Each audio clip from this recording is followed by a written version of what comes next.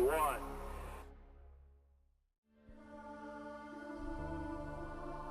To pursue science is not to disparage the things of the spirit.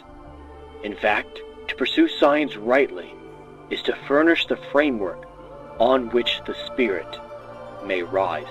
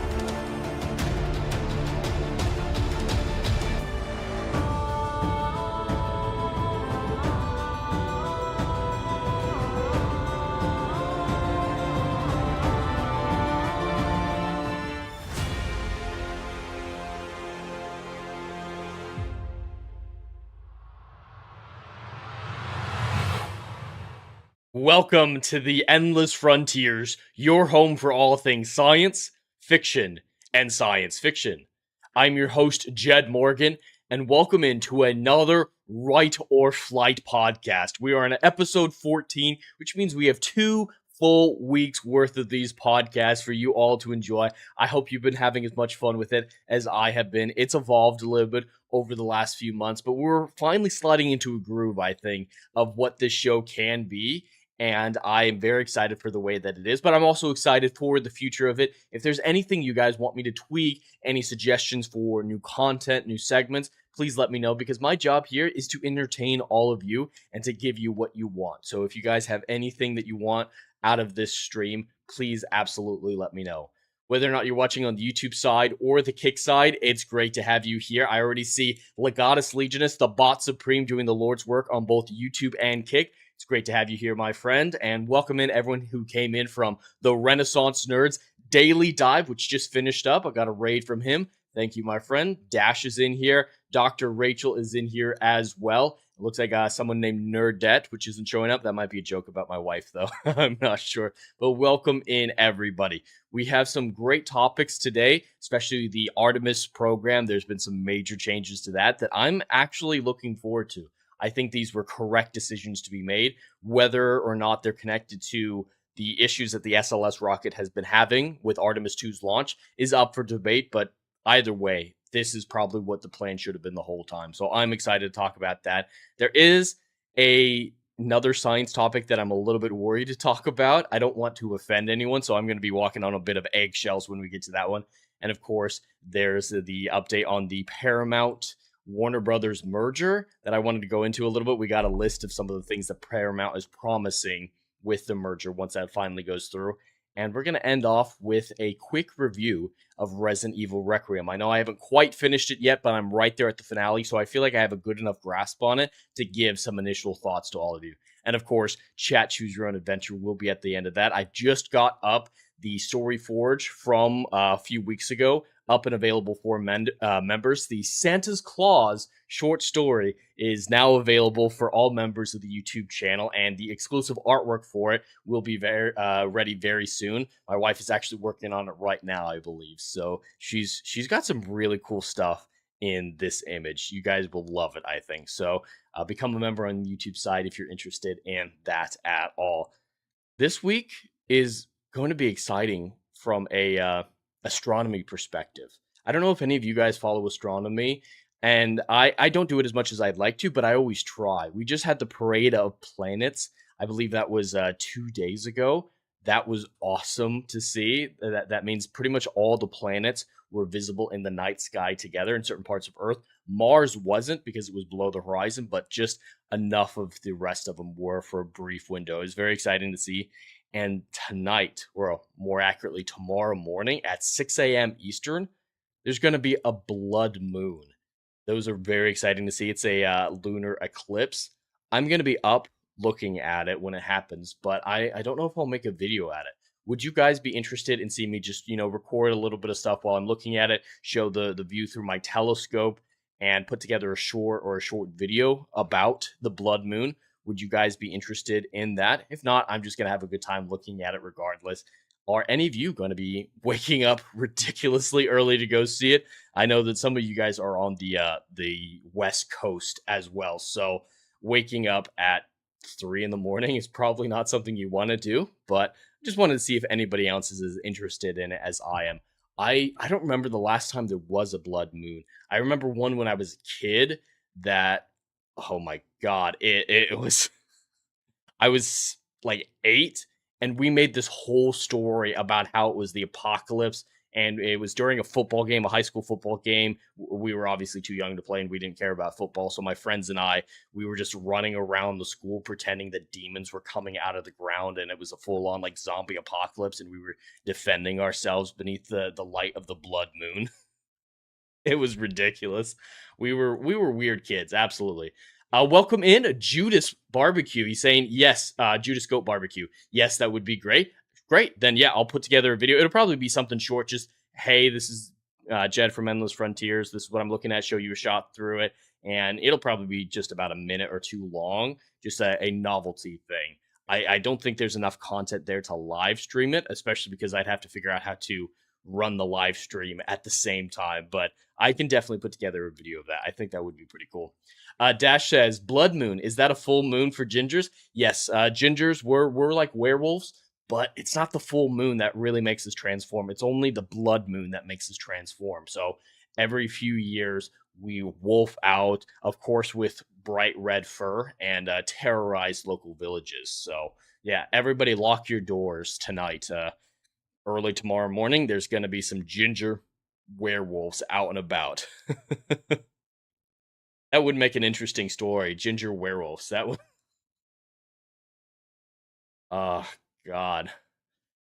I honestly don't know where all the ginger stuff came from. I think it's hilarious. I'm going to lean into ginger jokes as much as anybody else. But the idea that a certain hair color has this much stigma, this many jokes around it is funny. At least with blondes, it's a lot of unintelligent women make themselves blonde. So you can see the connection there. You can see why there's this view of blondes as being dumb blondes, because it's a lot of artificial blondes, and that mentality goes across. But gingers, it's throughout all of human history. Actually, ancient Greeks thought that gingers were vampires. So this isn't anything new. Ginger jokes and ginger fear aren't new. Pretty much through all of human history, gingers have been seen as otherworldly. Whether or not that's good, like in cultures like Norse cultures, Celtic cultures, and stuff like that, or horrible, like in that example I gave of the Greek cultures. It's fascinating. I love studying history and the type of stuff that comes into mythology. Like what inspires that widespread view of gingers. It's really interesting, especially parallel evolution in that sense, or like pyramids. Pyramids have popped up all around the world, and no, I don't believe it's because ancient aliens visited and taught ancient ancestors about how to build pyramids, and that's why everyone's got pyramids. No, triangles and pyramids are just really good shapes to build with, so a lot of ancient people came to the same conclusions. But it's still fascinating to see that type of parallel evolution, that parallel design. And there's tons of examples of it, from architecture to societal evolution, even to language. But I digress. I could go on for hours about parallel evolution, stuff like that. Once again, I'm not an expert in any subject, but I am fascinated by pretty much every subject of science and history. So I can ramble on with the best of them. I think we're at a good point to talk about the first topic for today. Dash says gingers do burn in the sun, though. Vampirism confirmed. That's true. That actually makes a lot of sense. I don't sparkle, though. I'm not a sparkly vampire. I know that might disappoint some of the ladies in the audience, but yeah, the ginger variant of vampires. We don't sparkle. We don't sparkle. We burn in the sun, absolutely, but we don't melt to dust either, like Dracula. So it's very, very disappointing for the ladies out there. Judah said, I think I heard it was the English looking down on the Scots and the Irish who were more redheaded. At least that's where it likely came from in the UK. Yes, that's what I'm talking about. This behavior popped up all around the world, and there's different causes for it.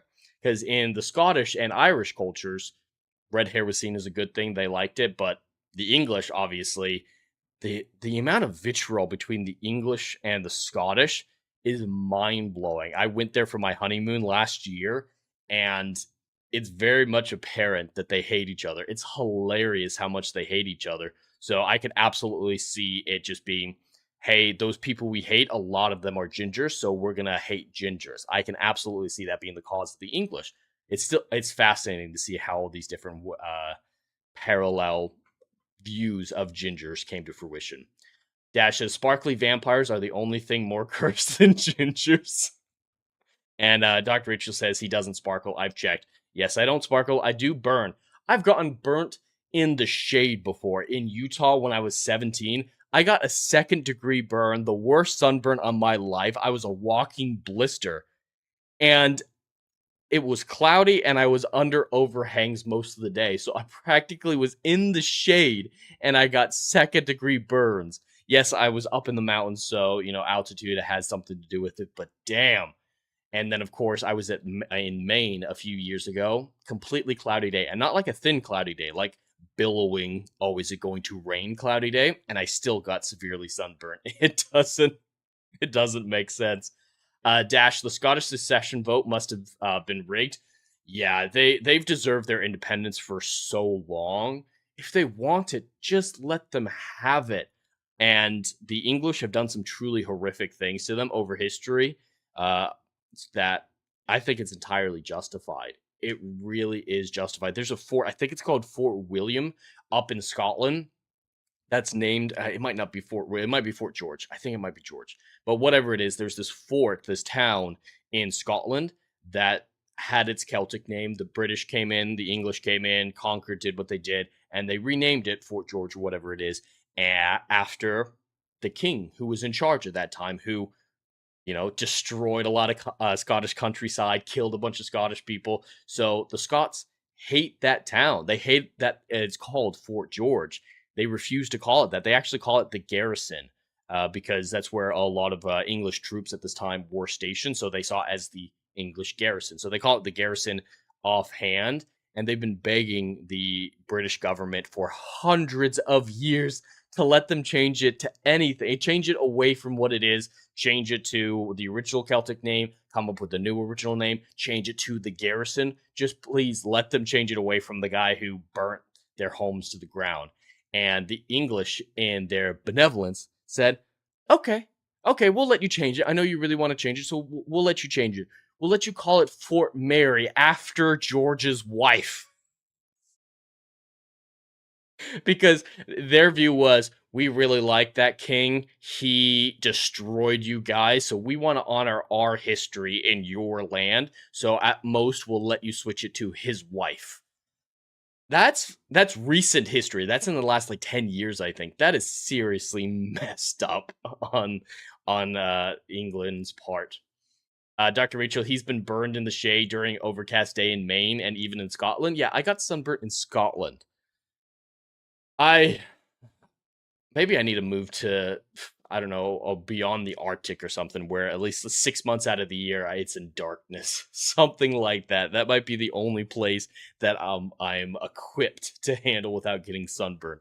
I really get sunburned anywhere. I swear I've gotten sunburned inside my house before. Kind of wish I'd sparkle. I'd take sparkling over burning everywhere.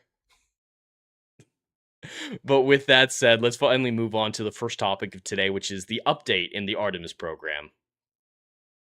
Judas real fast said my Irish relatives had very little good to say about the English as well. Yeah, the Irish and the Scots, they England really screwed them up.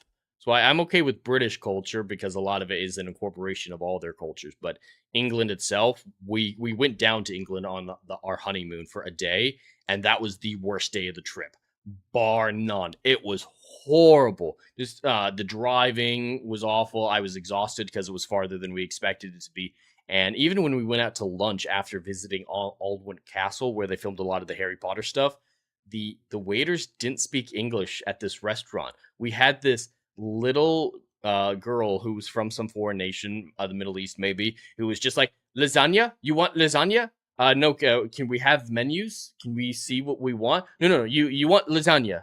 Um, no, I mean, lasagna is good, but we'd rather look at the menu. It's like, I'm getting you a lasagna. That's all she could say was, you're having lasagna. And yeah, it was quite an experience. We weren't expecting that. Dr. Richard, British people are such hypocrites, celebrating wokeness everywhere, but forcing their history onto other cultures. Absolutely. It's a double standard. If Scotland were inhabited by brown people, they would have done whatever they wanted, but because it's all white people, they don't care. It is hypocrisy in full display. Scotland was beautiful and the people are fantastic. Yeah, up there, everyone we met in Scotland was great. The driving was great. They were polite. They knew the laws of the road. Here in Florida, no one knows what the zipper method is. Like, it might break their brains legitimately if they tried the zipper method. But, all right, this time we're actually going on to the first topic. Just in, Trump NASA Administrator Jared Isaacman announces a surge in American moon landing plans. Now, the changes are Artemis 3 is moved up to 2027, 2 crewed lunar landings will happen in 2028, and will be now launching for every 3 years. Instead of launching every 3 years, we'll be launching every 10 months. That was a really weird worded way of putting that there. But the important thing about this is originally there were only 3 Artemis launches that were really defined. We knew that there was going to be more after that, but we didn't really know what they were going to take. And with Artemis 2 getting ready to launch and having so many issues, the future of the Artemis program was cast into doubt by several people. I was fairly certain it was going to move forward, just being delayed because this project has already been delayed for years upon years. Artemis 2 was supposed to take place in 2022. It's been a long time coming, so I thought at worst we'd be seeing a delay of Artemis 2 and the subsequent missions. But this announcement, I see as a wholly good thing. Yes, it does delay getting men on the moon once again, because Artemis 3 is no longer going to be the mission that lands people on the moon. It will be Artemis 4 and Artemis 5 in 2028 that will get astronauts back on the moon. So it does delay it a little bit and change the plan, but it's much safer. We're not going to the moon now just to win the space race. We're not doing it to show up another nation or get there and just say, hey, we've done it, plant our flag. We're trying to go and stay, which means we need long-term reliable equipment, long-term reliable plans, and methods for accomplishing this. So what they're changing this into is Artemis 3, again, not landing. It's going to be focused solely on testing the new lander. When it comes to landing on Mars using the Apollo methodology, there's a capsule that orbits the moon. A lander goes down from that capsule to the moon's surface, and when they're done, they launch off with the lander, leaving a piece of it behind. A lot of people don't understand that. Moon landing deniers don't understand why you would leave something behind, but yes, there's a little spider-looking thing that gets left behind. The lander goes back to the capsule, and they come back to Earth. This new design for the moon lander that we have has never been tested up in space. And the SLS is having this many mechanical problems before it even launches. I don't know if I can say that this plan to make Artemis 3 another testing mission was due to the SLS issues that we've been having this last month, but either way, you should test this system. It's a never before used system. So Artemis 3 will just get into orbit and test out that launcher, test out docking with it, making sure everything works before using that equipment in Artemis 4 and Artemis 5. We want to be so careful with this. We want sustainability. We want to be able to have reliable equipment that we can go to the moon repeatedly and consistently with. That leads into the other part of this, where beyond just the Artemis 4 and 5, he's promising to launch people to the moon every 10 months after that. That's the only way that we can have a legitimate presence on the moon, is you need to be able to keep a funnel of constant import of goods there. Because a lot of what's on the moon isn't going to be useful in designing a moon base. Yes, you can drill and use tunnels and stuff like that, which will be beneficial, but the drilling equipment, you're not going to make that on the moon. Food, it's going to take a long time before you have hydroponics or anything like that to be a sustainable food source on the moon. You need to have consistent shipments, and 3 years just was never going to cut it. Every 3 years launching there was never going to work. 10 months, I think you can do it. I think this is entirely a plausible, thought-provoking, and intelligent plan. As I believe it was Dash, it might have been Judas on a previous stream who mentioned that this is probably because Elon is taking his focus away from Mars to helping out with the Artemis program, and they're unifying their resources to make these moon bases happen. It could have been his input coming in recently and saying, hey, you guys need to test your equipment better with Artemis 3, and 3 years is not often enough to be sustainable. Who knows if it was his involvement or if it's this Jared Isaac man who, he hasn't been there for very long, but he's been able to get Artemis back on track, and he's still making corrections at this point. I could absolutely see this as continuing to fix the issues that have delayed Artemis to this point. So I'm willing to give him more leeway with the SLS, with these last minute changes to the plan, because the changes he's making are good changes. We're moving in a very positive direction. With it happening every 10 months as well, that means more people will be going to the moon. We'll get more study of the psychological effects of that kind of travel and long-term experiments on it, on the physical manifestations of the issues that are presented on the human body. The more we go, the safer that we go, the more knowledge we can accrue to prepare ourselves for a long-term Mars mission. I see every single thing that they said here as an abject positive thing. You can question their motives. You can question what made them move over to this decision, change their plan. But I think it's easy to see that this is exactly what they should be doing. They're being cautious, they're being smart, and this is paving an excellent future for humanity's presence on the moon. With this type of regular launch, we could be seeing an operational moon base by 2040, in my opinion. That's purely speculation on my part. And it'll probably start after that with a hotel on the moon that's been discussed. It'll be for the elites at first and the NASA astronauts at first and celebrities at first and everything like that. But the sooner it gets done, the sooner, and the safer it gets done, the sooner it will be offered to everyday people. It is legitimately possible that in my lifetime, I could visit the moon.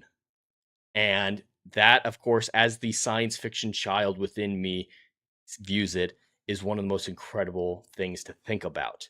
And I hope you're all as excited about this as I am. What are your thoughts on this? Do you think there are some issues with this plan? Are there some things that could be done correctly that they're not doing? Or just overall, do you think this push out into the stars is a good idea?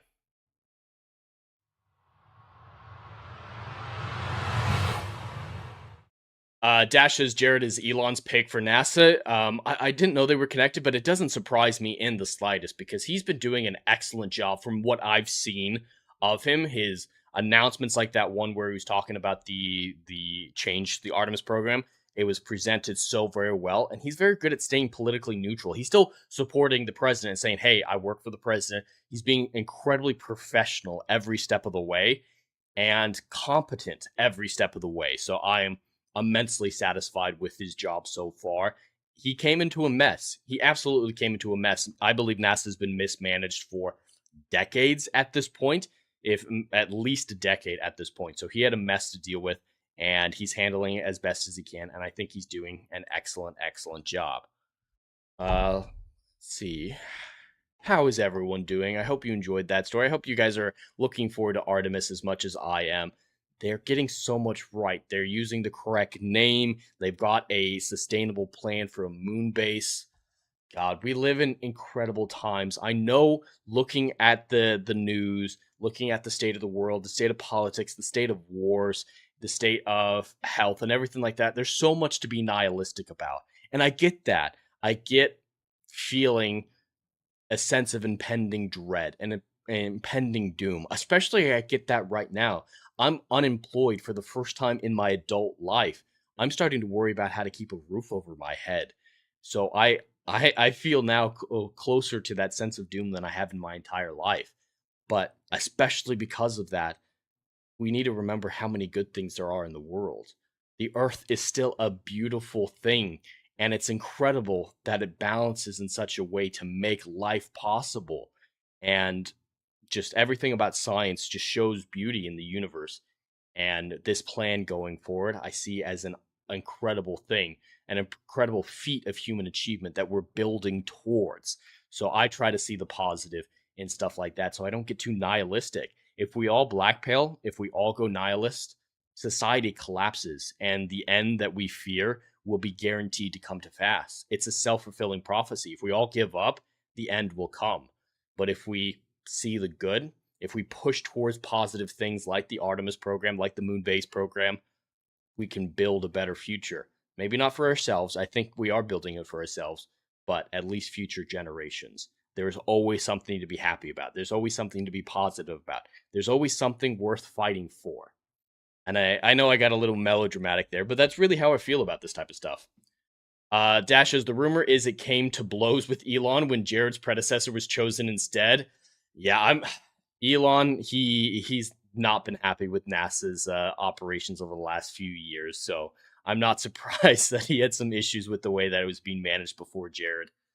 Judah says, I think it's great. NASA could help fund the programs if there's mining opportunities on the moon in addition to tourism. Yeah, they need to really focus on capitalistic endeavors as well, because taxpayers shouldn't bear the brunt of this burden by themselves. This is a mission for all mankind, and there are ways to give it to all mankind, and capitalist endeavors really help the economy here on Earth. NASA's always been very helpful for the economy because they've invented things that have been useful on Earth, like Velcro, like CT scans. There are things we use in our day-to-day lives that are directly a result of the space program. So doing more of that, getting these innovations to the people, the mining rights like you're talking about, helping the economy, help making things cheaper, lessening the burden on taxpayers and government budgets and stuff like that.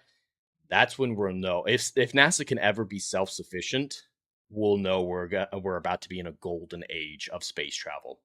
Adasha, too bad current events preclude cooperation with Russia on a moon base. Yeah, that situation is so complex that I agree it probably won't happen. But the ISS, I don't agree with the UN. I don't like how it operates. I don't want to dive too much in my political feelings about the UN, but I'm not happy with the way the UN operates. But I absolutely love the ISS. Cooperation between nations is essential for a myriad of things, world peace being only one among them. And the ISS is a pinnacle of human cooperation that, should be celebrated, especially that it's lasted for as long as it has with only minor incidences. We had the first medical evacuation after 20 some odd years of it being in operation. With the one crime we thought was committed up there turns out to be a false allegation. It's impressive how well the ISS functions with so many competing nations at play in such a confined space. So having that more of that is how we help solve some of these divides between nations. So corroborating with Russia on a moon base would be an immensely positive thing for world politics. There are better ways to do things than the UN, and I think the ISS is a great example of that.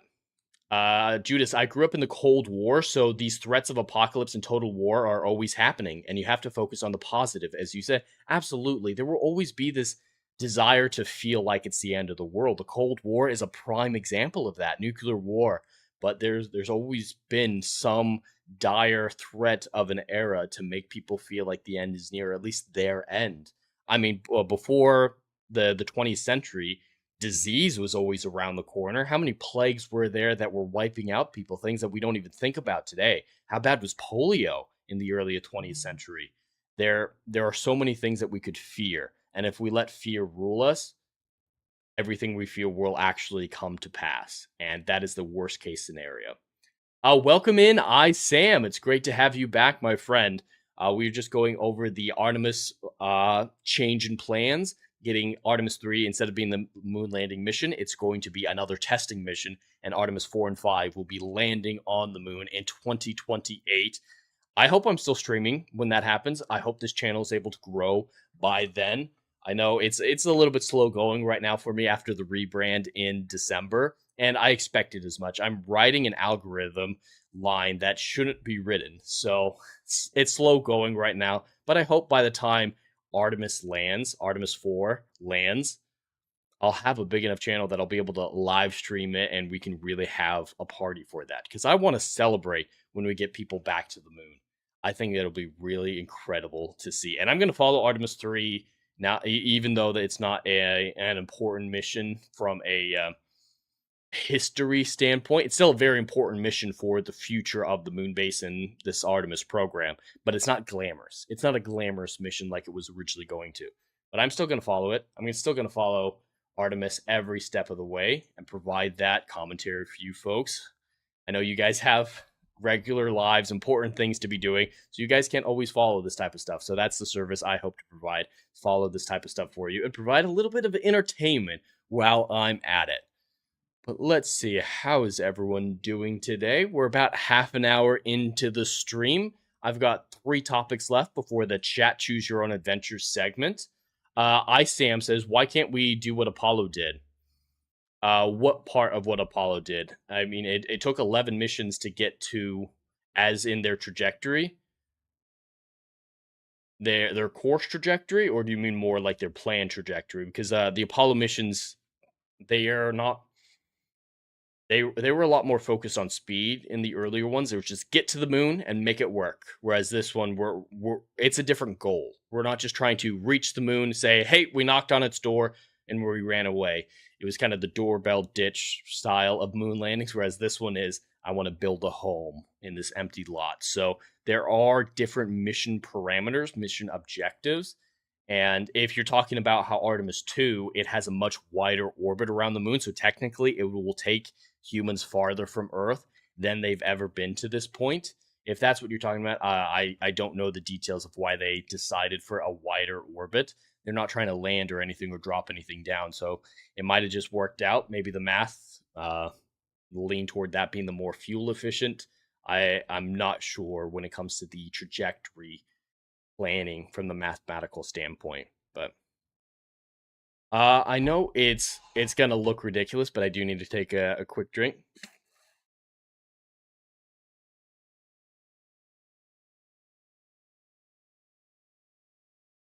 All right, let's dive into our second topic for the day.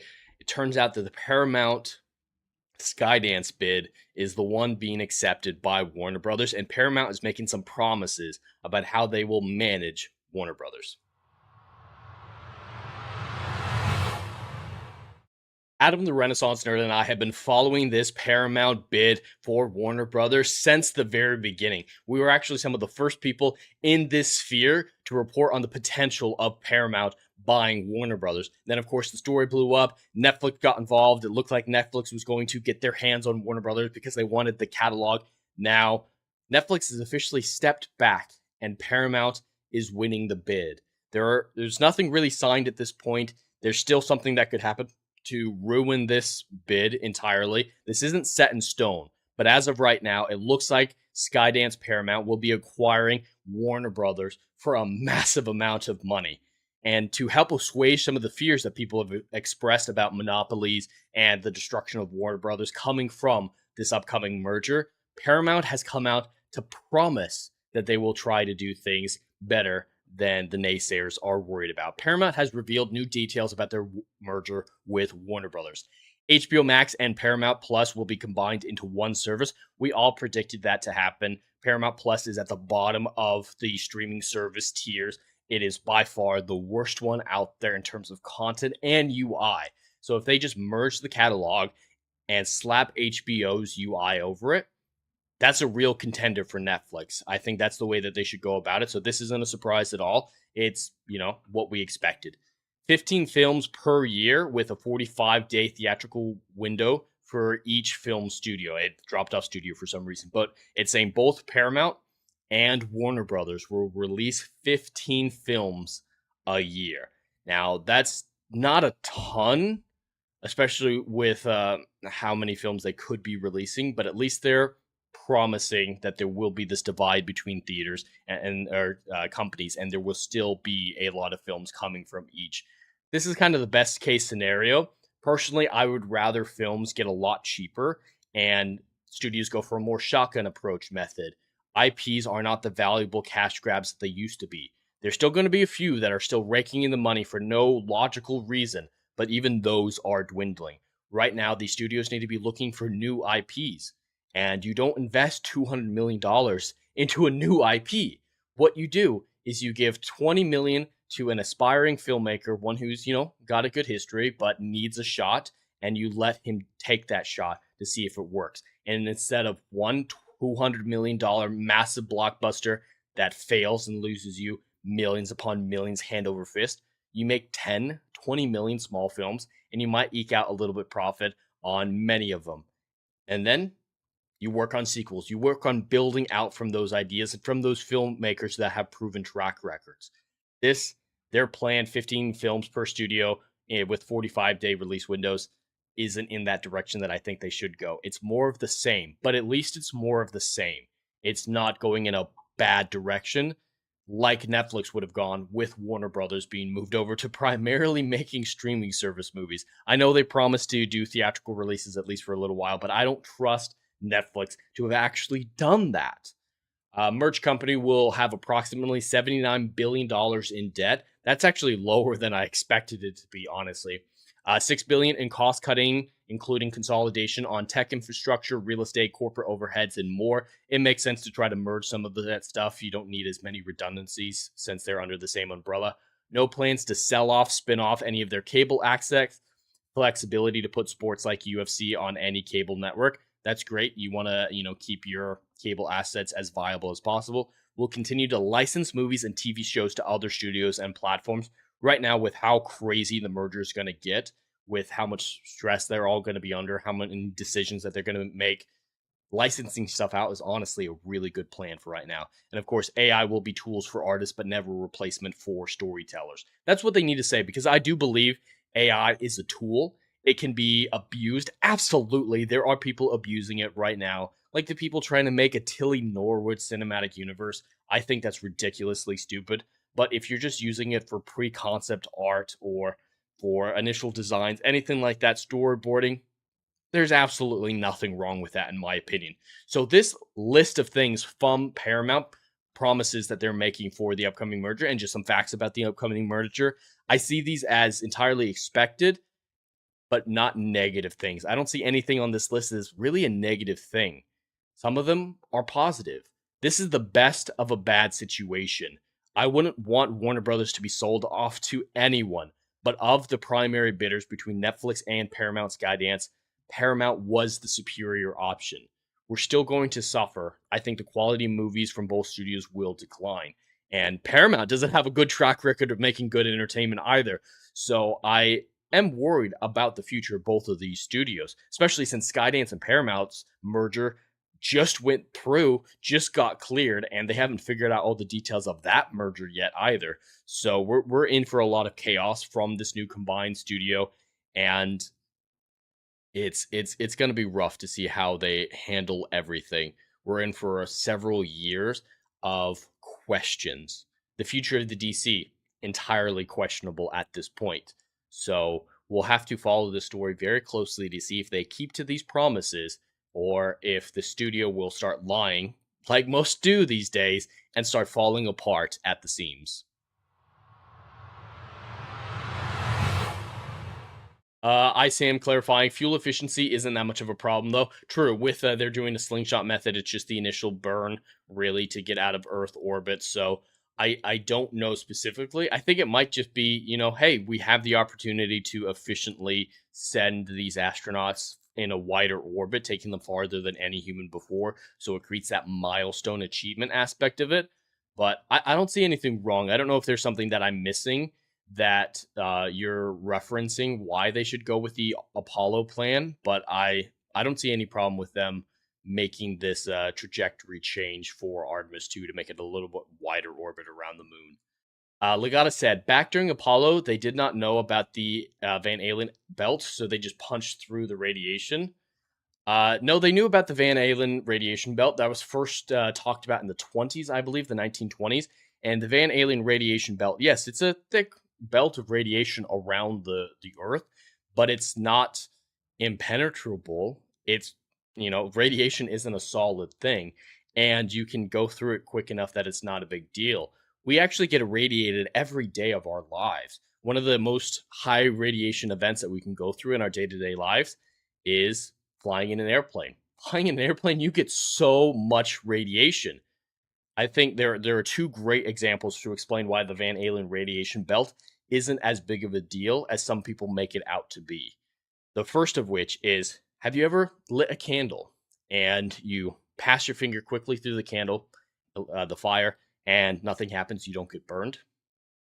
But if you were to take that same finger and put it in the flame for an extended period of time, you'd start to get burned. Additionally, if you were to wet your fingers, you could actually extinguish that candlelight without any issues. It's the same thing with the radiation belt. If they were to get an orbit somehow inside the radiation belt and just hang out there for a while, they'd get a massive dosage, and of course, they'd start exhibiting symptoms, and it would be very, very dangerous. But because they go through it like a finger through a flame, they get such a low dosage that it's not a big deal. The other great example is with X-ray techs. If you ever gotten an X-ray or know how they do it, they put the person in the X-ray machine with virtually no protection. They're just fine to go. But the doctors and the X-ray technicians are behind, thick iron sheets or whatever. They have protective material around them. That's because a single dose from a single X-ray, not that big of a deal. You'll be totally fine. They'll get the X-ray that they need. But these technicians, they're doing this over and over and over again, many, many, many times a day. So that level of exposure becomes immensely dangerous. It's the same thing with the radiation belt. So the Van Allen radiation belt, yes, it was known about prior to the Apollo missions, and they figured out that, yeah, if you just go through it and you don't stick around, you don't hang around, and you're protected, there is radiation shielding in those ships and in modern day ships, just like water on your fingers to extinguish a flame, that protected them for that short bout. So there's nothing physical to burst through or anything like that. You're just limiting your dosage. Small doses of radiation, it's not a big deal. It happens to you every single day of your life. Sam says they're moving to solid fuel. I need to look up more of the details about that, about the SLS's fuel situation. I don't know all the details about it, but yeah, the fuel wouldn't be the primary concern in something like that in the trajectory change. Dr. Rachel said, this isn't your grandpa's ding-dong ditch moon landing. This is asking the neighbor for a cup of sugar moon landing. Exactly. That's actually a great way of putting it, because we're not moving in yet. That'll be Apollo 8 or Artemis 8 or something like that. So yeah, right now we're just asking for a cup of sugar. That's a great extension of the metaphor. Sam, Apollo actually was trying to hit the moon. They budgeted close to the moon. The slingshot was basically them falling in space. Yeah, that's what orbital mechanics is, the slingshot. That's what all orbits are, is you're falling and you're just controlling the free fall. But the Apollo missions, they did end up hitting the moon in 11, and they wanted to in a 13, but there were issues with that. But yeah, they were trying to get closer than Artemis. Artemis knows what it's doing, and it's not even trying to get close to the moon. So I don't see what the problem is, Sam, for why Artemis should be adhering closer to the trajectory of Apollo. There are different goals, different fuels. There's just a lot of different things that I don't know what the problem is going further out. I think the milestone aspect of it is an important thing to consider as well.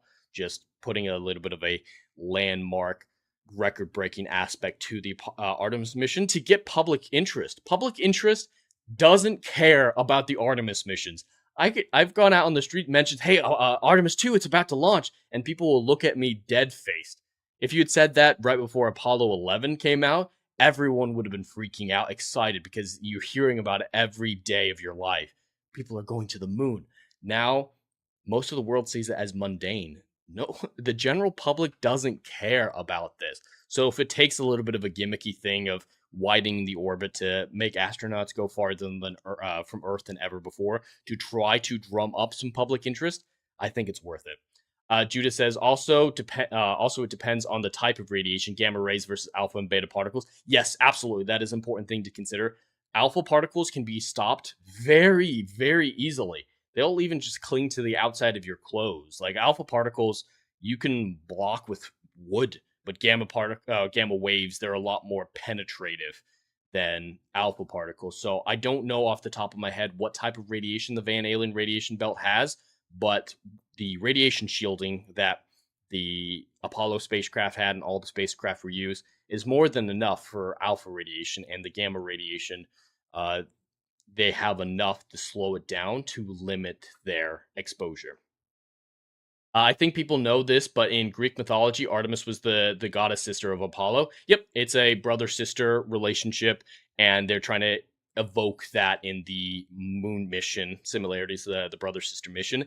And Artemis honestly makes more sense than Apollo for a moon mission. I know there were people calling it woke when it was announced and stuff like that, but Apollo was the god of the sun, and Artemis was the god of the moon. So it made a lot more sense to name it Artemis than it ever did to name it Apollo. I love the Apollo missions and stuff like that, but I think they were misnamed, and the name is correct now while evoking that brother-sister relationship like you're referring to. So I really like that these missions are called Artemis. Sam, the problem is that they won't be able to land for future from their current slingshot trajectory. Yeah, no, Artemis 2 isn't going to be their reliable trajectory. It's not like Artemis 4, when it goes back to the moon, will be following the same trajectory. That's not the point of it. It's not like treading a road to be like, all right, follow that same path as Artemis 2. They're just making sure the rocket and the capsule can achieve this maneuver as well as possible. So they're not trying to land, and they're not trying to test out the trajectory itself for future missions. It's just, hey, can Orion get from Earth around the moon and come back without falling apart? So the orbital distance from the moon isn't as big of a priority, because no matter what orbital path, there will be different conditions when Artemis 4 launches. You have to customize your trajectory for every single launch. So they don't need to be similar, at least as far as I'm aware. The Van Allen radiation belt is not really alpha or gamma. What type of radiation is it then, Isam? Is it beta? They are particle radiation. Oh, it's particle radiation. Yep. People who don't know anything about space, about radiation, or space travel, anything like that, use Van Allen radiation as a gotcha that space is fake. I'm not saying Legatus is doing that. I'm saying there are legitimately people out there who say, hey, NASA admitted that the radiation belt was a thing, so that must mean everything that they've ever said is a lie. And flat earthers use it as an excuse. Like, there are legitimately people say, hey, Van Allen radiation belt is real, so space is fake. The Van Allen radiation belt is one of the most misunderstood pieces of the Earth system, with the Earth and the Moon, the Earth system. And it's caused a lot of confusion, and it's birthed so many conspiracy theories, when ultimately it's rather mundane. You just don't stick around. It's like a bad neighborhood of Chicago. Yeah, if you have to drive through, you're going to drive through, but it's not like it's a enduring piece of your mind. It's not going to stop you from going to Missouri. It's just, hey, lock your doors and go through the south side of Chicago quickly. I know that's not the exact route to get anywhere, but that's the metaphor. It's just a dangerous neighborhood that you just don't stick around in, and you don't need to think about all that much. They are particle radiation. Yeah, the outer ring are protons, the inner are electrons, not the people's fault. There were a lot of initial conspiracy theorists who drove it out of proportion. And the initial reports of the Van Allen radiation belt were, what is this thing? What do we do with it? And then later research proved that it wasn't a big deal. So a lot of these conspiracy theories take those initial findings and blow them out of proportion. Radiation has become synonymous with nukes. Absolutely. That's a huge part of the problem as well, is making those things synonymous. Everyday people don't realize how much radiation they deal with in their everyday lives. Bananas are irradiated. Radiation in and of itself is not a bad thing. Radiation in and of itself is not this horrifying mutating monster that will turn you into a zombie. Radiation is a natural part of existence. There are good types of radiation, there are bad types of radiation, and ultimately it comes down to dosage. Dosage, dosage, dosage. That is the most important thing to consider with radiation. So the Van Allen in a time with the Cold War, when radiation was the sign of nuclear apocalypse, when there were initial findings of what the hell is that, all combined to make people afraid. And fear spurs conspiracy theories like nothing else. And those conspiracy theories endured well past those same scientists who were researching the Van Allen radiation belt coming out and saying, hey, it's not that big of a deal. It's just a bad neighborhood you don't want to hang around in. And yeah, it's really not that big of a deal, especially with protons and electrons. What you're talking about, particle radiation is of a different kind, and radiation shielding is effective against it. It is effective against it. You still don't want to hang out around it, but it's not like, if you were naked in the radiation belt, yeah, I mean, and somehow we're able to survive the vacuum of space without oxygen and everything like that, yeah, the radiation's going to be a big problem. But in a suit, in a ship, very quickly, the Van Allen radiation belt is not that big of a deal. And yet it's constantly rolled out. And there are people who I've had conversations with this about before who have constantly been told that the radiation belt isn't that big of a deal, who are doggedly refusing to accept that. But NASA said it was a big deal. So I see a lot of conspiracy theorists, the crazy ones, as cherry pickers. They cherry pick the evidence, the arguments from NASA that support their arguments, and then they ignore all periphery and just say they lie about everything. Well, if they lie about everything, why did you believe that initial report? These people, they believe NASA saying, hey, radiation belt might be a problem, but don't believe those same scientists who say, hey, turns out it's not a problem. It's that type of cherry picking of evidence that bothers me a lot. It bothers me a lot. So that's why when I deal with legitimate flat earthers, legitimate unstable people, I don't know how to handle them. You should have seen me on Bro Science when we were talking about the moon landings being fake. My God, that was wild. Radiation being synonymous with newts. Yep. Legata says, and far down below are a bunch of morons. I'm not sure what that's in reference to. Because of a bullshit politics. Oh yeah, the radiation, the Cold War making radiation be synonymous with nukes. Legatus, radiation as in your microwave oven or the x-rays on an MRI CAT scans. Yeah, radiation can be used in great ways, like a microwave, like x-rays, and all these types of medical scans. And then there are bananas. Radiation is a part of everyday life. It can be used well in dangerous situations like medical. It can be used poorly, like Chernobyl. Rachel says, yeah, radiation is everywhere, and it doesn't turn people into zombies. Social media addiction and computer illiteracy already do that well enough. That's an excellent point. There are way more concerning things out there turning people into zombies than radiation. Legatus, or radiation from your cell phones. Sam, the firefighters from Chernobyl will find. Yes, Chernobyl is another example of something that was blown out of proportion. Was it a massive disaster? Yes, absolutely. Was it a tragedy? Yes, absolutely. Is it something that needs to be carefully studied to prevent it from happening again? Yes, absolutely. But it's not supernatural. You can go to Chernobyl right now. There are tours of Chernobyl right now. There aren't mutated monsters stalking the forests of Chernobyl. It's not, a lot of people saw the movie Annihilation with Natalie Portman a few years ago. I never saw it, but I know the basic premise as being basically what Chernobyl is, that it's some mystical land that's been birthed in radiation fallout.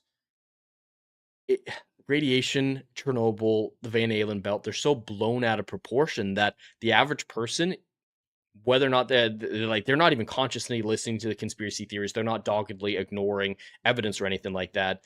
Regular people just hear radiation because of pop culture, because of news media and politics, and think, oh my God, there are monsters in Chernobyl. So I don't blame normies for not understanding that Chernobyl, not as big of a deal as people make it out to be. Same thing with all this other stuff. I hate to use the term, but misinformation is a big problem. And I don't believe censorship is the answer to that problem, but it's baffling to see the misinformation that's out there. And I don't want to be here to battle misinformation. I want to garner discussions like the one that we're having right now. I'm learning stuff from you, the chat. You guys are correcting some of the minor errors that I'm making, and I want to have these discussions and learn. That's the ultimate thing that a lot of people don't try anymore, is try to learn. A lot of these crazy, crazy conspiracy theorists like flat earthers aren't willing to learn. They found their evidence and they built a wall around it, and that's all that they have. So, yeah, I'm not trying to educate anyone. I'm not trying to argue someone's opinion away. I just want to have these discussions, and hopefully we all learn and we come to understand our place in the universe and our universe better than we do currently. Dash says, who'd last longer outside in the Van Alien radiation belt, Princess Leia or Darman the fish boy? Darum the fish boy. Well, that's a good question, because at least Leia could Mary Poppins her way out of it, so she could at least get out on her own. But Fishboy can handle the vacuum of space, whereas Leia biologically can't. So it depends. Is it the goal to try to escape the radiation belt? If the goal is to escape, Princess Leia wins. If it's to survive the longest, I think Fishboy gets it. I say, and that's the worst radiation. Yeah, absolutely. Dash's flat Earths would make great laborers for a moon base. They can't object to being volunteered for something fake. Hey, now that is a plan. Let's ship all the flat earthers to the moon. Let them see the moon themselves and the Earth round from a distance and see what they have to say about that. It would be hilarious to see. Oh my God, that would be incredible. That would be incredible to see. And they deny all the photographs, of course. It's all Photoshop. They don't understand why there are any stars in moon footage, even though, like, exposure clearly explains it. Just go into your house on a bright day, film something, pass over your window. It's going to be blown out of shit. You adjust the exposure to be able to see out the window, and the entire house gets super duper dark. It's the same idea. It's the exact same idea. The moon's surface is bright as shit. It's reflecting sunlight back to Earth, really. So they had to adjust the exposure on the cameras, and that meant the stars vanished in the darkness beyond, just like stuff inside your house disappears when you look outside with the camera. But yeah, they're never going to accept stuff like that. Protons, electrons, neutrons, and morons. That is a meme joke from years ago. Is it? Okay, that's what you were talking about, Legatus. Dash said, there are 100-year-olds still living in the Chernobyl fallout zone. Yes, Chernobyl is so over. That's why I never watched the Chernobyl TV show from Craig Mazin. I know a lot of people liked it, but I'm just not interested in learning more about Hollywood's take on Chernobyl. Like, if there was a real documentary that was really talking about what went wrong and the true fallout in its very limited capacity, I'd be interested in that all day. But from what I understand, Chernobyl was a very Hollywood interpretation, so I never checked it out. But if it is good, I will still check it out if I get good reviews of it. Like you guys, I've seen it before and have good things to say about it. But yeah, it's so blown out of proportion. Chernobyl falsehoods make sense because of the Cold War. Everyone wanted to win. That's true. There was the desire for propaganda fueling that. So no, it makes sense how that happened then. It's just so sad to see that it's endured this long. Dr. Rachel, people need to understand that science is always evolving and new discoveries are made and questions are asked. You can't rely on old, outdated information. Absolutely. That's why I love, in the last century or two, scientists started calling things theories rather than laws or facts or stuff like that. You still operate as if they are fact, and they're proven to be incredibly reliable, like relativity. But you leave that little bit open, because relativity isn't complete. you still need that bridge. That string theory is trying to be that bridge, but that bridge between quantum mechanics and relativity. So you need that little bit of wiggle room. Science is evolving, it's ever improving. Our understanding of the universe isn't complete. That doesn't mean dismiss everything we've discovered. That just means be open to new research. If you're incapable of that, you're not a scientist. There are scientists these days who are incapable of that. They're doing science wrong then. And there are flat earthers doing the exact same thing. So people aren't open to evolution in a myriad of ways. Judah says, it's fascinating that some animals adapted to the radiation with no problem, while others were affected. Birds did well, spiders did not. Interesting. Absolutely interesting. I'd like to learn more about that. Dr. Rachel, so which Artemis mission is the one that sends flat earthers to the moon, and who do we ask about that? I think we need to call up Elon Musk, ask him, hey, can Artemis 10 be, or Artemis 11, since Apollo 11, can it be the one to prove moon landing deniers wrong, prove space is fake deniers wrong, prove flat earthers wrong? My God, that would be great. Dash said, Rachel, Artemis never will. Elon's Starship will be far cheaper to space the flat earthers. That's true, absolutely. Starship is massive. It's planned to carry 100 people at once, and they're planning on major launches in 2027, so next year as well. We just got news about that as well. So Starship is probably the way to go for that, and God, that'll be amazing. I hope the Starship program works out. Their reusable booster program is incredible with the Falcons. My God, it's an incredible thing. I can't wait to see what happens next. All right, it might not be great to transition from that topic into the next one, but I'm going to endeavor to do my best anyway. I do want to preface this by saying I'm not trying to offend anyone. I'm not trying to make definitive statements about what you should or shouldn't think. I just want to point out that there is more nuance to a currently unfolding story than a lot of people are willing to admit.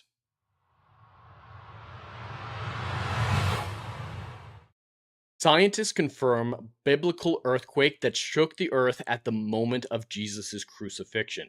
So, of course, this is a reference to, I believe it's in Matthew, there's a reference to an earthquake that took place during the crucifixion. And there's a geological study of the Middle East, of Israel, that has confirmed earthquakes around that time. Now, there are a lot of people on social media right now taking this headline and running with it, saying, science have proved the Bible correct. Atheists are just arrogant. There's no way to scientifically deny the evidence of God now.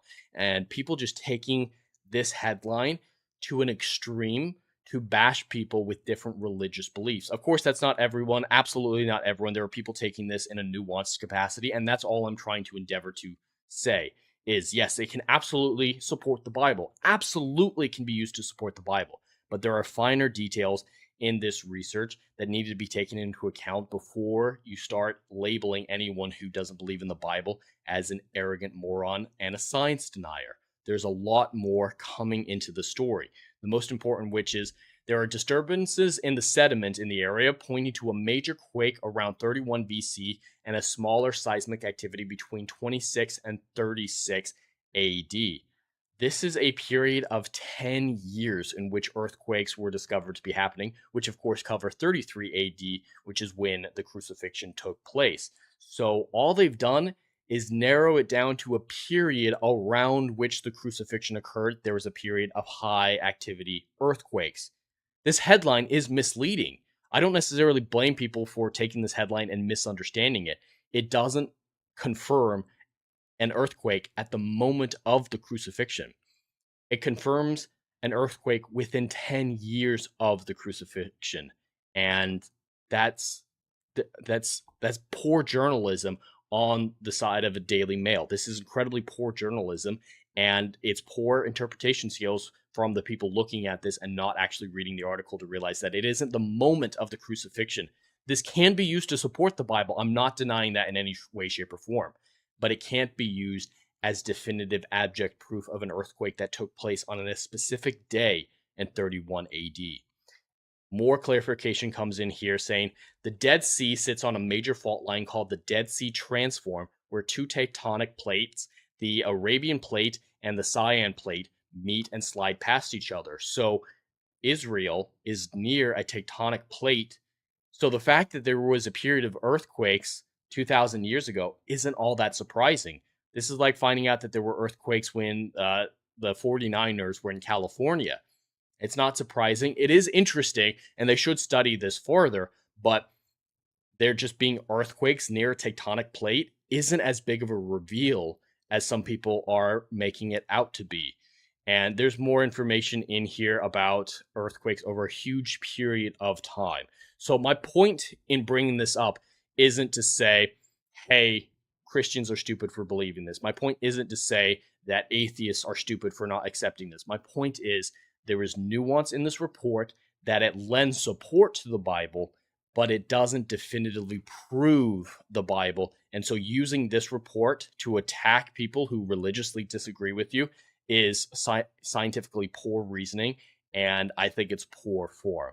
That's all my point in is this. So I wanted to clarify this scientific story that is out there. Be specific with your details. Be specific with your arguments. Don't take a terrible headline and run with it to attack people who don't agree with you. That just makes people want to disagree with you more. I think this does more damage to Christianity than anything. Once people start researching this and realize, hey, it's near a tectonic plate over a period of 10 years, oh, those Christians just wanted something to attack me over.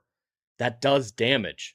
So being overly aggressive with flawed information does a lot of damage when this could be used to help your missionary work.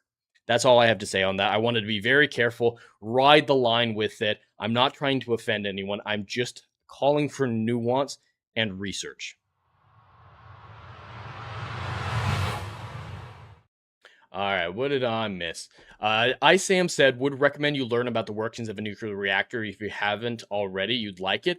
I've studied a little bit of them. I'm far from an expert, ISAM. I do find it fascinating. For my book series, I have an evolution of science and of technology and power generation, because the 4 books that I've written, they take place over about a 200-year period right now. And the first book in the timeline, Jovian Abyss, which is actually the prequel to that, The Brighton Pacification, a short story prequel to Jovian Abyss, is currently on sale now for $1.99 on endlessfrontierbooks.com. At that period, during Jovian Abyss, power generation is through thorium. What is the term? Molten salt reactors. I did some research into thorium reactors, and the molten salt idea was really interesting. So I've studied that to a certain degree and find it very fascinating. And of course, I evolves the power generation in the future, especially after Jovian Abyss. Don't want to go into details on that because that's a major lore event. But I do want to study them further. Nuclear reactors are fascinating, and I'm a big proponent of nuclear power being the future. It's clean, it's safe, and it's immensely efficient. That's the biggest thing. It's so much more efficient than a lot of these, like windmills. Yes, the bird thing is actually blown out of proportion. How many birds die from windmills is infinitesimally smaller than people make it out to be. They kill about, I think the number I saw was around 150,000 birds per year, whereas cats, household pets, kill about 3 million birds a year. So as far as bird killing things go, windmills aren't as bad as a lot of people are saying. On the other side, though, windmills aren't nearly as efficient as a lot of these other power generation methods, kind of like solar panels. Solar panels, I think, are great in specific situations, like a lamppost that uses a solar power panel and a battery.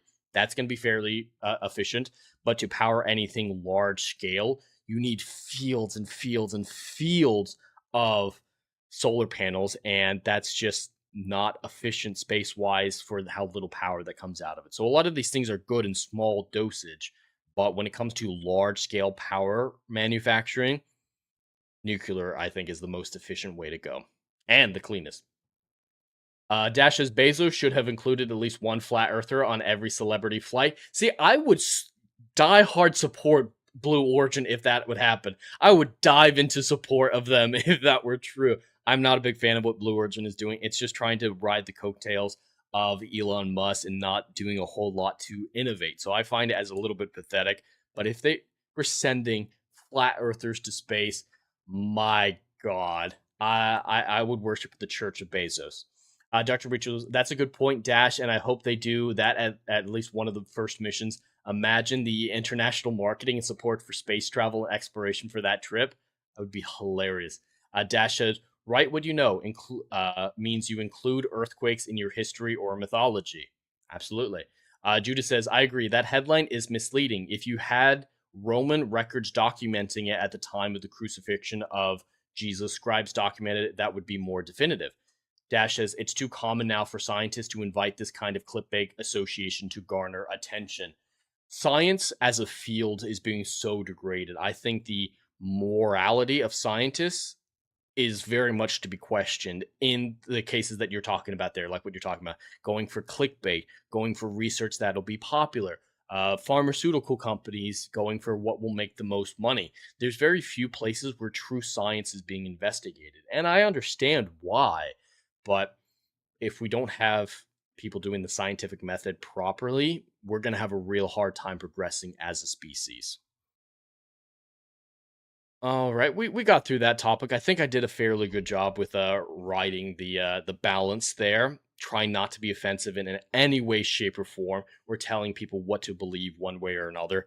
I just, like with the whole flat Earth discussion, I don't like to see people misuse information, especially wrong information, to support their claims, whether or not those claims are real.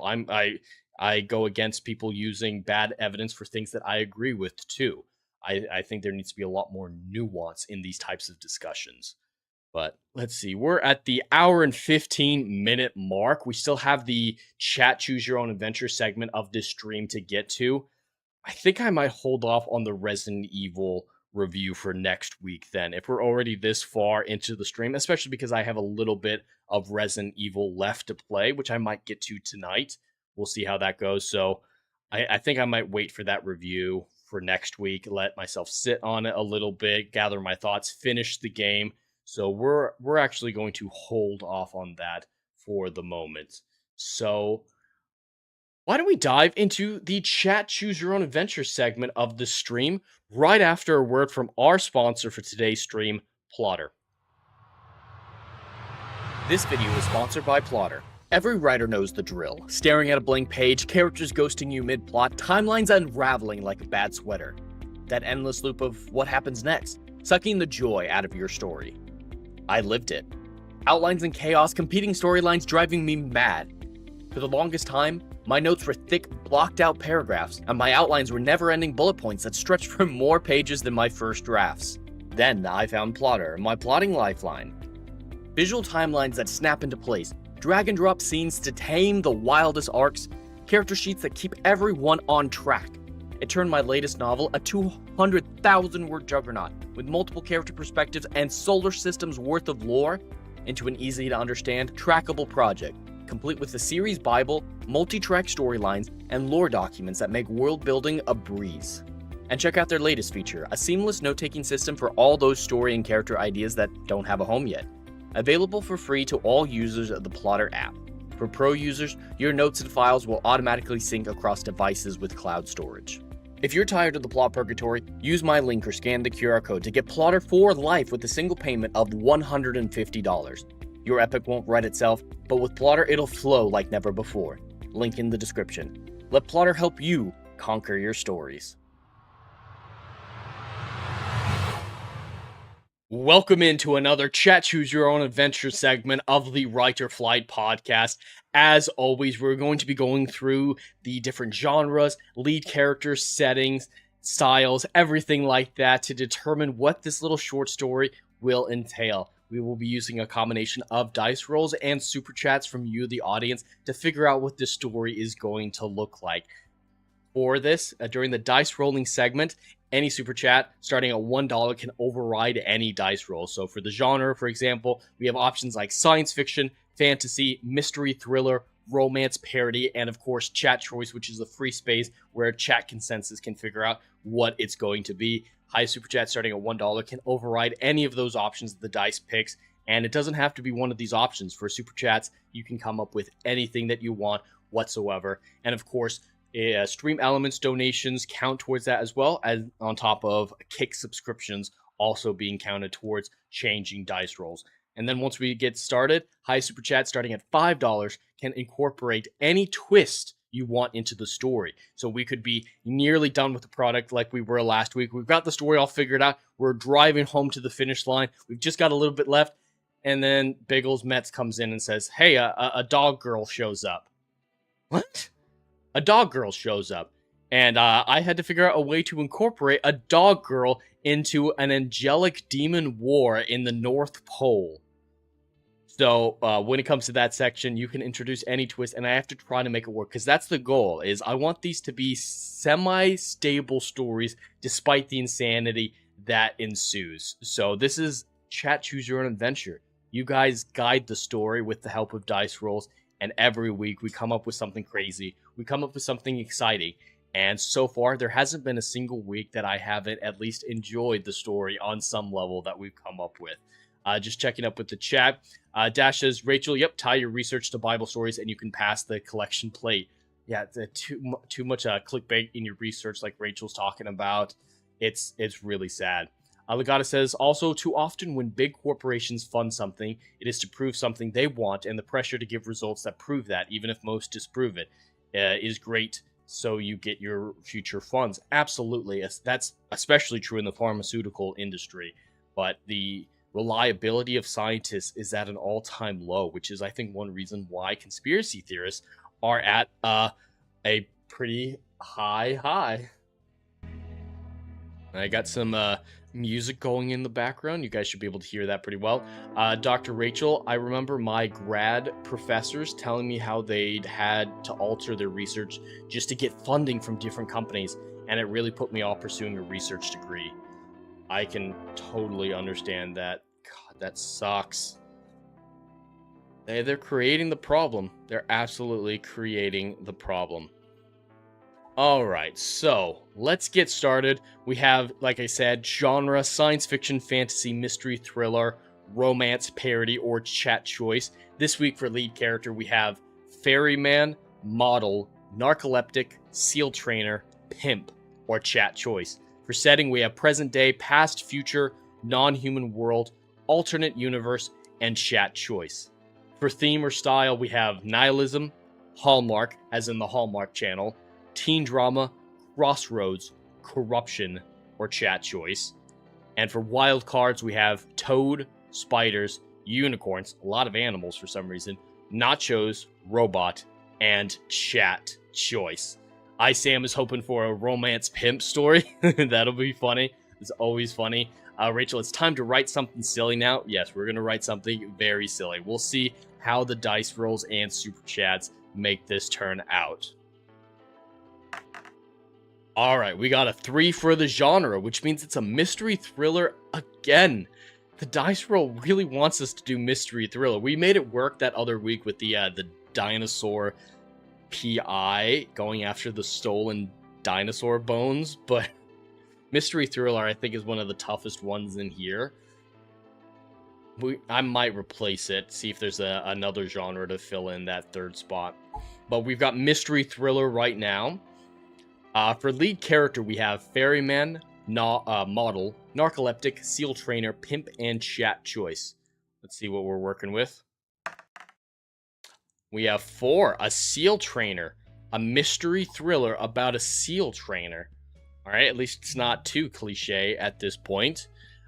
And so, yes, of course, if you guys in the chat don't like these suggestions, highest super chat starting at $1 can override any of them. For setting, we have present day, past, future, non-human world, alternate universe, and chat choice.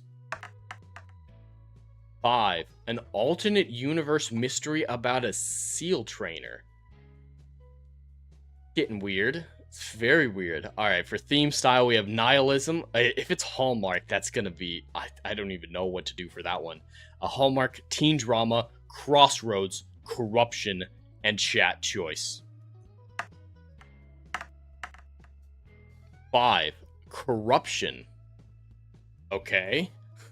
I've got no idea so far. Wild card. We have toad, spiders, unicorn, nachos, robot, or chat choice. 2.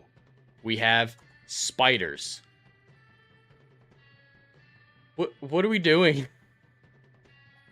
What are we honestly doing with this story? Navy SEAL trainer or animal SEAL? Or the trainer for the man named SEAL? Oh, we do have a little bit of wiggle room there, Rachel. You're absolutely correct to point that out. Because I've always allowed a little bit of wiggle room to figure out exactly what the hell we're supposed to be doing. And we might need it for this one. Oh, God. Let me move these over while you guys think about it. Alright, we've got mystery thriller. We've got a SEAL trainer. We've got alternate universe.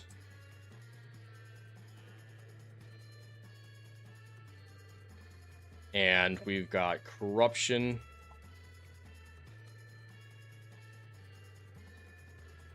Ugh. There we go. What the fuck?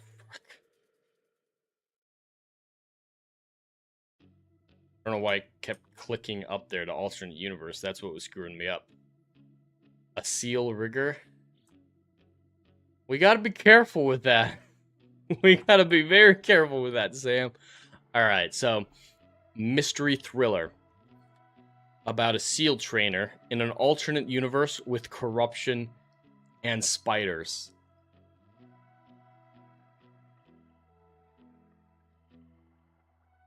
Okay, what could this do? What could this do? You know, Judas with a $5 super chat. Thank you. I appreciate the donation. Can we change the genre to science fiction? We can absolutely do that for you, my friend. I appreciate it. Yes, we are switching this over to science fiction. Alright, maybe that'll make things easier, at least with the alternate universe part. What the fuck are you supposed to write, Sam? I don't know what I'm supposed to write with that. I think science fiction helps a lot. But damn. Dash, SEAL trainer has to solve some insidious plot involving spider DNA corrupting his SEALs. Ooh. How do we get the alternate universe in there? Because, yeah, we get the science fiction in with that idea, Dash. We get the SEAL trainer. We get the corruption. We get the spiders. That made it a lot easier, Judas. I appreciate it a lot. Yeah, this is... now we have something... we have something we can deal with here. Okay. I like that idea a lot, Dash. It would go a little bit horror, though, to keep with the dice roll as well, to have the spider seals attacking people. The seal is the singer? What singer?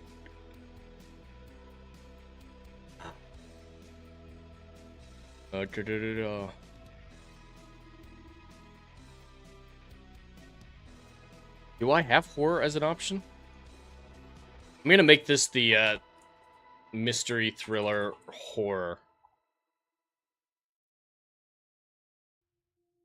Kind of a junk drawer item. So I think we can incorporate the science fiction aspect, and we can incorporate it's an alternate universe threat. So yeah, what do you guys think about this? Is there's a virus coming in from an alternate dimension that is infecting these seals, making them grow spider-like legs, and it turns into a bit of a horror with the SEAL trainer trying to figure out a way to heal his seals and not get them killed. The black guy, the singer named Seal. Oh, there's a singer named Seal? Okay, I didn't know who that was. A singer seal is actually just a lot of spiders in a trench coat. Dash says, alternate history Is it alternate history seals orbited as Apollo test subjects in the Van Halen radiation belt? That's true. We did establish last week that alternate universe allowed for alternate history. So, oh my god. So if we go alternate history instead of alternate universe, yeah, Sputnik's dog, it was actually a seal and stuff like that. It's a Van Halen radiation belt seal. They came back to Earth, and when the capsule landed in the ocean, you know how they used to parachute into the ocean? It escaped into the ocean, and it's spreading a mutated virus that turns seals into spider monsters. And this disease gets into a SeaWorld seal aquarium, and a seal trainer has to figure out a way to stay alive long enough to figure out a cure for his spider seal monsters from the Van Halen radiation belt. Oh! Every week we come up with something that surprises me. We got to incorporate the singer seal for you guys as well. So maybe the singer seal is visiting, like he's obsessed with seals, so he's there every day, and he's like the first victim. This is so dumb. As a reminder, chat, if we get to $100 worth of revenue on this stream from across Kick, Stream Elements, and YouTube, I will be scheduling another stream called The Story Forge, where I will write out the insanity that is this story, and my incredible wife will draw some exclusive artwork of it. I think she'll have to do Seal in a trench coat at the aquarium being attacked by spider seal monsters. I think that would be the artwork that you would have to do with it. So $100 of total revenue, and we'll make this story a reality. But how do you guys feel about that story? A seal from the Van Halen radiation belt gets a mutated virus that he spreads to the oceans of the world, and seals start turning into spider monsters. And most of the story is a horror story at SeaWorld, where Seal the singer dies. I'm gonna have to look up Seal the singer. Alright, Seal singer. Okay, I've definitely seen his face before.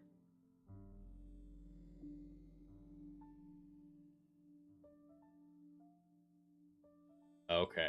Oh, and I know some of his music. They're crediting him with Fly Like an Eagle. Dr. Rachel, by the way, I'm still working on the art from last week, hoping it will be done later on tomorrow or Wednesday at the latest. Yep, she's working on it right now, and it looks incredible. It's looking great. I think we're going to move forward with that idea of the story, so... you think he was married to Heidi Klum? Really? Really? Oh, YouTube removed one of your comments, Sam? Let me see if I can find it. Yeah, it didn't come through on Restream, so it might be a... Oh, you can't say that name? Yeah, that comment didn't come through at all. I'm a little worried about what it said, though, if you've got that name. Jeez. Alright. I think we're going to move forward with this story. So the first one should be launch. Russian scientists strap a seal into a capsule. It barks sadly at them.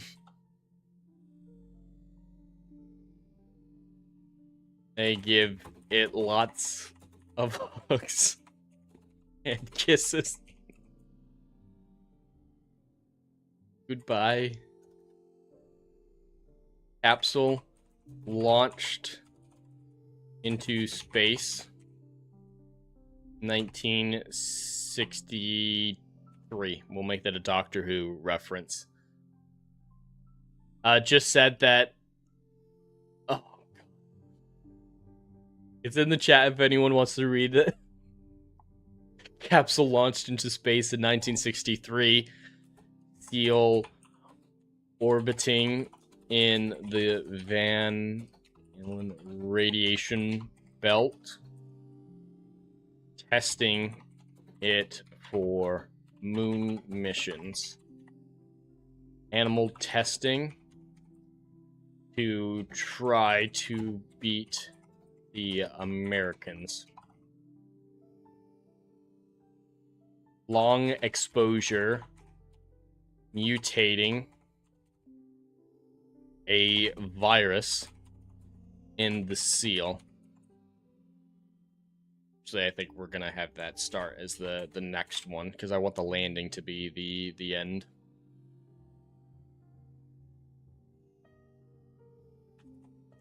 Orbit. Orbit. Orbit. Long exposure mutating a virus in the seal. Starts getting sick. Dying. Sad moans to the camera.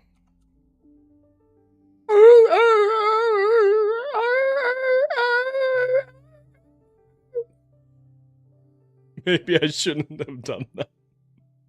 I apologize, chat. I apologize for that.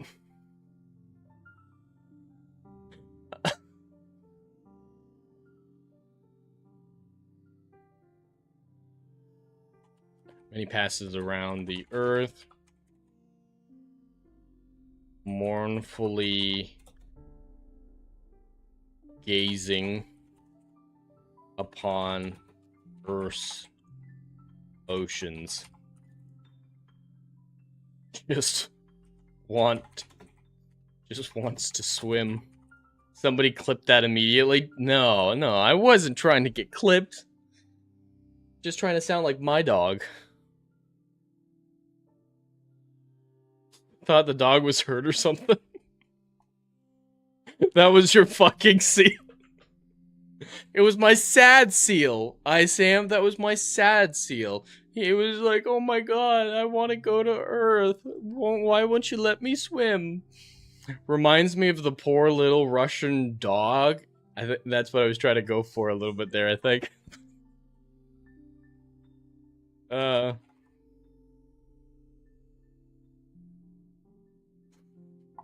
Seal finally brought back to Earth for testing. Capsule burns through atmosphere. Seal sweating. Some genius is gonna remix that. God damn it. Lands in ocean. Seal dives for freedom.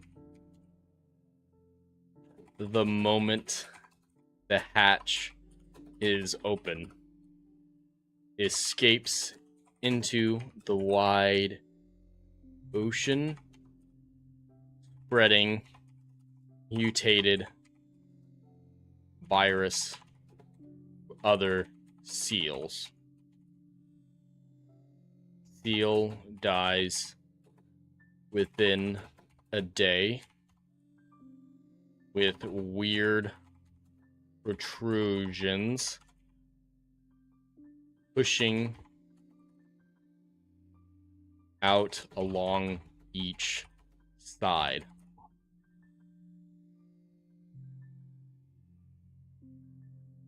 I really should have thought that through before making that noise. I really should have thought this through. This is the fucking internet. What did I expect? I can be an idiot sometimes, chat. I can absolutely be an idiot sometimes. Alright, here we go. Chapter 2. Space polar bears.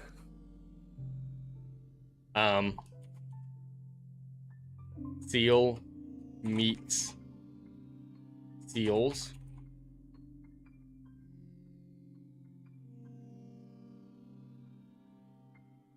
Elite SeaWorld seal trainer Holden Jax. I don't know why that's his name, but that's his name. That clip's going to Jeremy. Don't send that to Jeremy. Please. Please don't send that to Jeremy. Sam, I beg you, don't send that to my boss. I'm gonna get fired. Elite SeaWorld seal trainer Holden Jax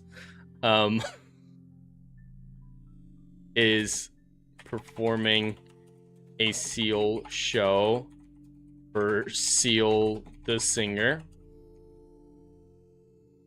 One-man audience.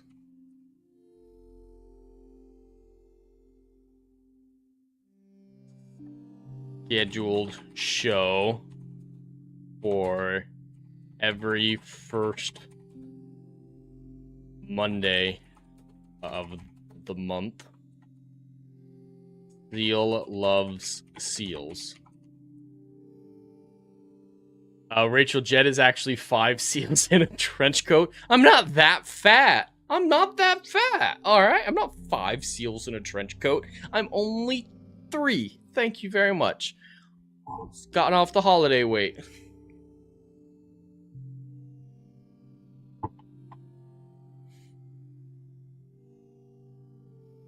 He knows their routine. I don't even know who this guy really is, and I'm making fun of him. I butchered that word.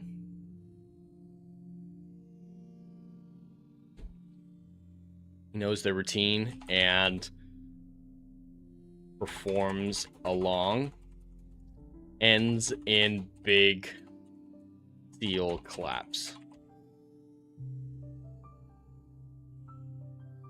Holden lets seal play with seals. I don't even know why I'm doing this.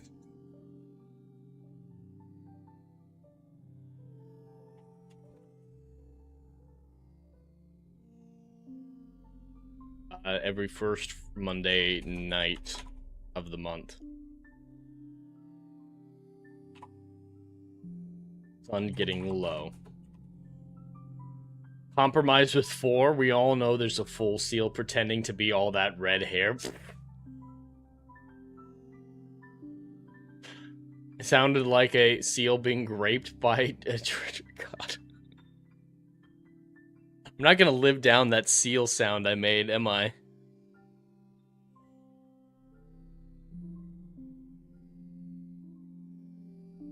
Thanks, chat. Thank you. If that's not worth a donation, I don't know what is. Let me grift to save face. I'll make the sound again for $50. I'll make it for a whole 30 seconds for $50. There. Jeremy will be proud of me now. $50 for another 30 seconds of seal noises. Can't pass up a deal like that. Someone might actually do that. I tried to pick a big number, but someone might actually do that. Alright. Seal meets seal. Have I gotten everything? Science fiction, yep, with the mutation, seal trainer, alternate history, corruption. Seal is just living in... Oh, did I do a time skip? I'll do a time skip so I don't have to deal with Seal the Singer being in 1963.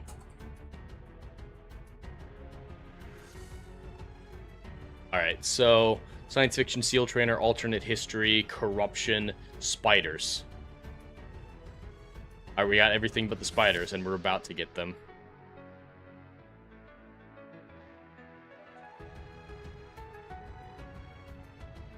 Seal is wrestling with the seals, chirping and barking with them. Close, wet friends.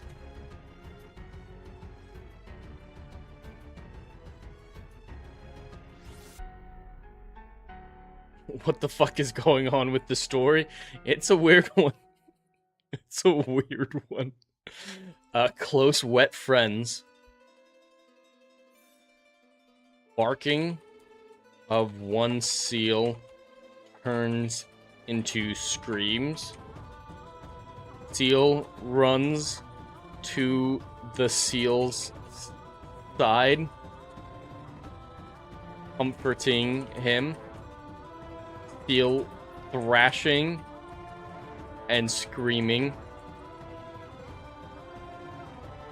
Something is digging through his sides. The seal noise threw you off. It threw me off. It threw me off, too. I didn't mean to do it.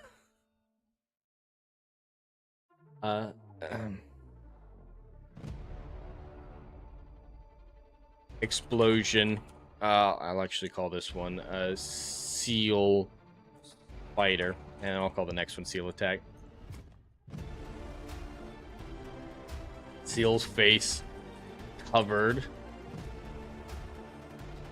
worming into the grooves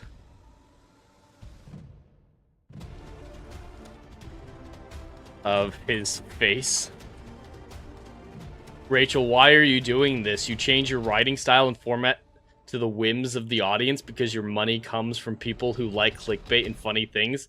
Kind of like what we were talking about, the scientists who changed their research and funding to suit the whims of their financier. Funny how it comes background. Hey, I don't change my real published work. This is just a little gimmick. This is a side thing. It's not like I'm going to rewrite Jovian Abyss by super chats. It's going to be real. My real work is still my real work. He hasn't done that ever, right? Y'all are just making fun of me now. Seal's face covered. Guts worming into the grooves of his face. Screaming. Spider legs spring from the seal, and its face turns grotesque.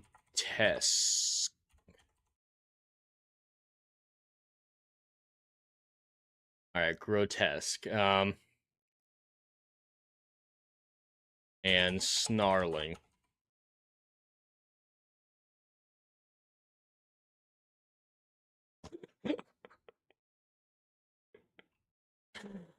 Oh my god. Rachel's heard me make those noises before, and I'll just leave it at that. What is wrong with me? Foaming and snarling. Seal leaps at Seal and starts biting him. His throat is ripped out. Seal kills Seal. Actually, I want to delay that a little bit. We'll delay it a little bit. There's definitely a lot of thoughtful conversation going on in the chat right now. It's very, very intellectual. Very intellectual. Alright, Seal attack.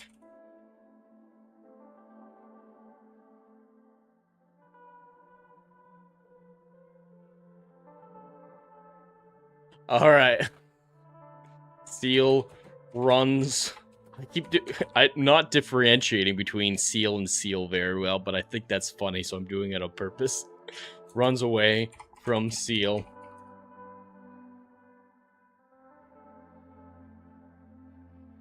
Moves incredibly fast.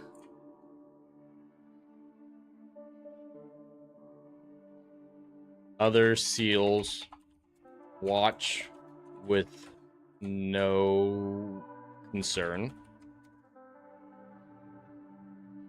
Seal trips and falls into the water. Seal dives after its prey. Seal tries to swim. but a spider seal is faster.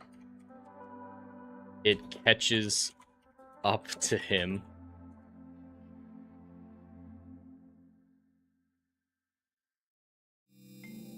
Blood fills the water. Okay, so we've got the setup. Seal's dead. Science fiction seal trainer, alternate universe corruption, spider. So yeah, now we just got to get Holden to do stuff.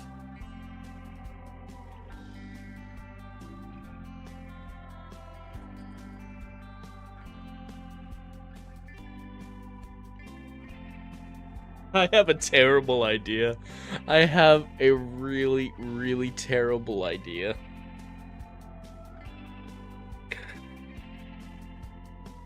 For $50, you'll do art of me as a seal, Rachel? Oh, God. And then Dash is gonna AI it in the Discord. I'm sure there's already something happening in the Discord right now. From Dash. He's already working on it. Let me get that out of your guys' way. Alright, let me just make sure there's not something that I'm gonna be surprised by. There is some great stuff over on the Discord side. Dash is making a lot of AI of me, and it's absolutely ridiculous over there. There's nothing yet. I expect that's why he stepped away for a moment. He's making something horrifying. Absolutely horrifying. But trainer, alright, so Holden comes back out, sees the blood, and no seal. Worried. Gets his dart gun.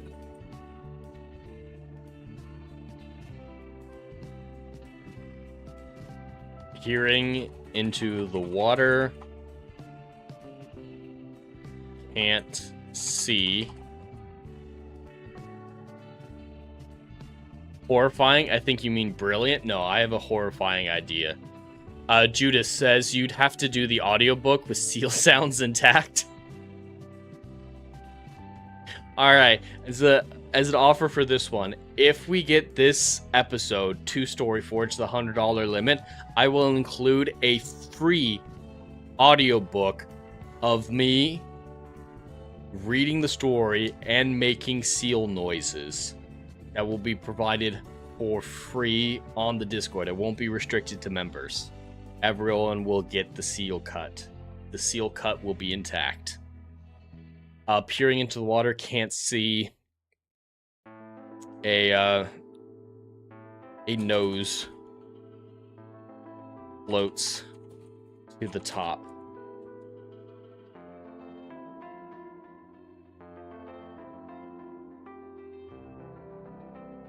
What if I did the entire audiobook with seal noises? Like I had the text up on screen and I made seal noises.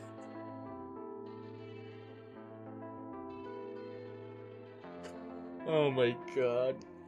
I'm such a whore. I'm such a whore. A nose floats to the surface. Alright, peering into the water, can't see. A nose floats to the surface.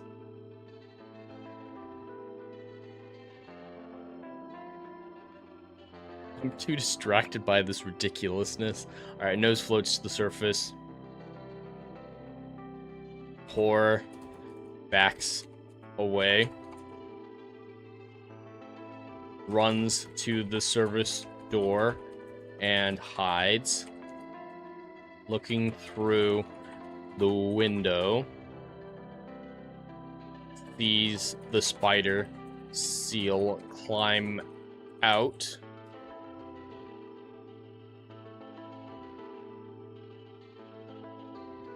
Covered in blood. Other seals run away. Oh, how would you describe how seals walk? Inchworm away.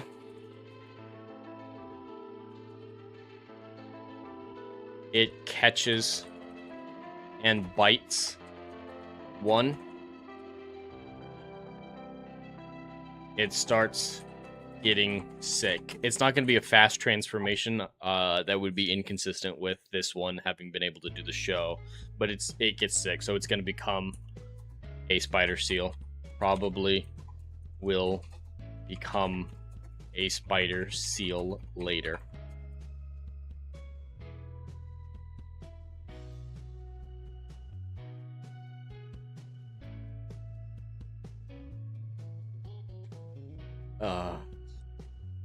Would you guys rather an audiobook of me, reading the short story and incorporating seal sounds where it makes sense, or I read the audiobook in seal sounds? That's got to be worth more, though. That's gotta cost more. Jesus.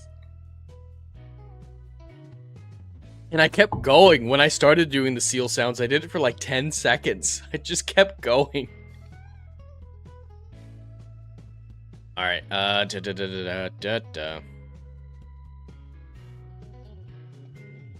Alright.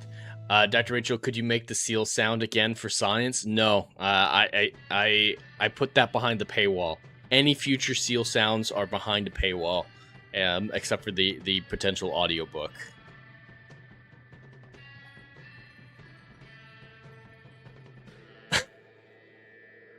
It was a sad seal, chat. It wasn't a happy seal. Alright,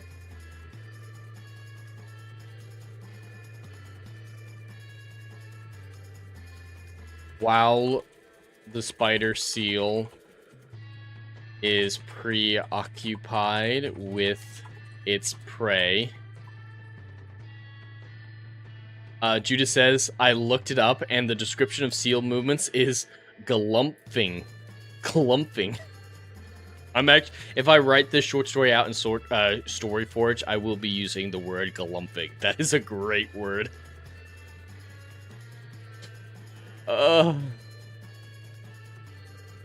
Opens the door and fires a dart at it. The seal screeches in rage and turns to Holden.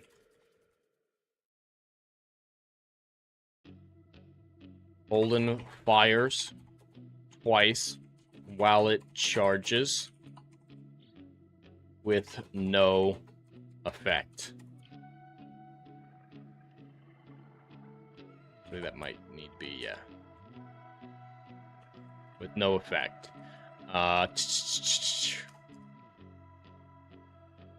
Stumbles as he turns back to the door. It shuts behind him, and he doesn't have time to open it before the seal reaches him. He dives to the side and runs into the stage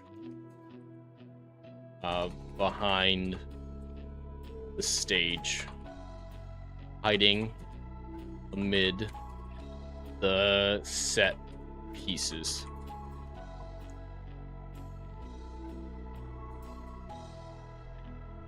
I have a terrible plan how to resolve this here at the end of chapter 3.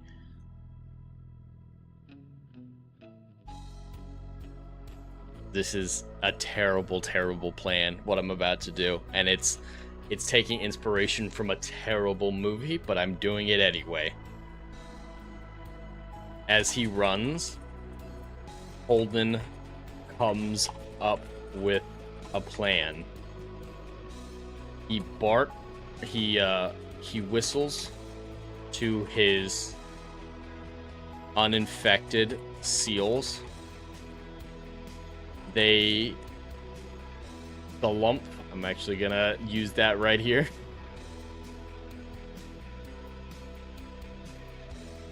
They glump. Didn't mean to do that, but that's fine. They glump next to him, running beside him. somehow their training overrides their fear. They all run into battle together with a unified barking war cry. They charge the spider seal together.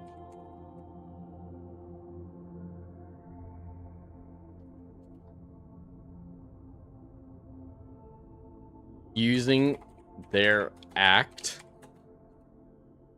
Holden directs his seals to attack the infected one like a ball they play with in the act.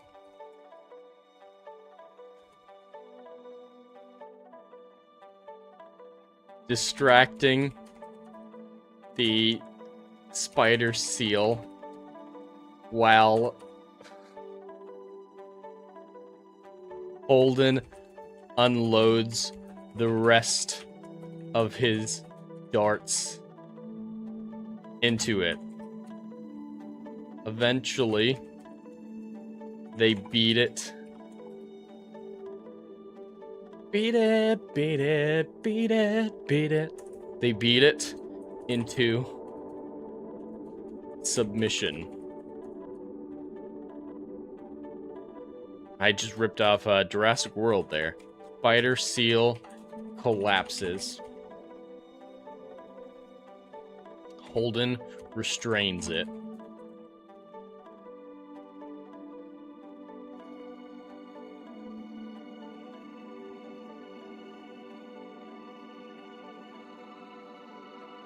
Seals are isolated while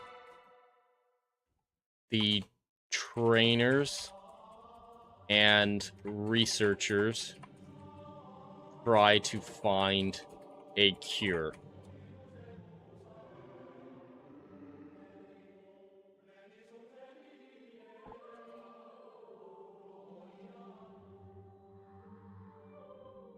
No cure.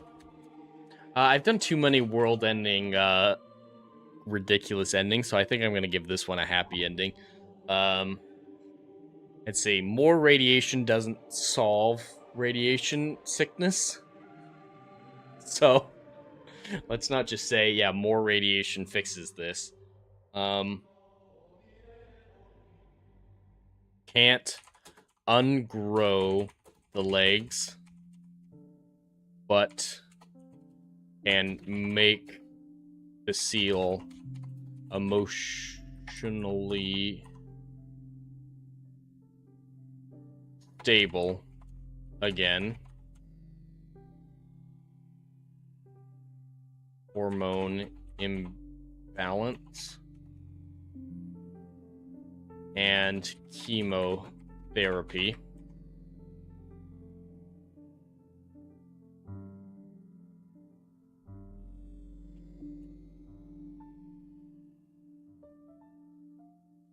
A new show is opened and dedicated to the memory of Seal. Spider Seal is a huge attraction. Oh, the other one would have turned, so it's a 2 spider seals are a huge attraction. They climb up set pieces to play catch with the other seals. The world makes billions, and Holden is praised and rewarded. It's a happily ever after. Sounds like a porno. A little bit. It does. Okay. So that's the story as it stands. In this alternate history, instead of sending dogs up into space, the Russian scientists sent up seals to study the Van Allen radiation belt to make sure humans could safely pass through it. So they put a seal in a Van Allen orbit of Earth. While up there, a virus inside of the seal mutated. Once the capsule came back down, the seal escaped into the ocean, and the virus continued to evolve and spread. Eventually, in the modern day, a seal with this disease was brought into SeaWorld, incorporated into the act, and during a private showing for Seal the Singer, this seal grows spider legs and turns feral, killing poor Seal the Singer in the seal tank. After that, Holden, the seal trainer, manages to subdue this seal with the help of his seals in a coordinated attack and air darts. Once the seal is subdued, they're able to study it well enough to stabilize it and make a new show featuring seal spider monsters. That's what we came up with today. Oh my god. What do you guys think about this? I think I'm fairly happy locking this in, but there's still time for a twist if something wants anything to be changed. Every week, man, I should stop being surprised by the insanity that we come up with. I really should, but every single week I'm surprised by it. I'm baffled by this one. What a fantastic story, Rachel. Yes, it is a truly fantastic story that we've crafted. Oh my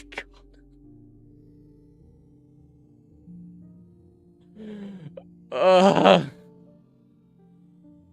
Well, with that does bring Chat Choose Your Own Adventure to a close and the stream to a close. So let's get out of here.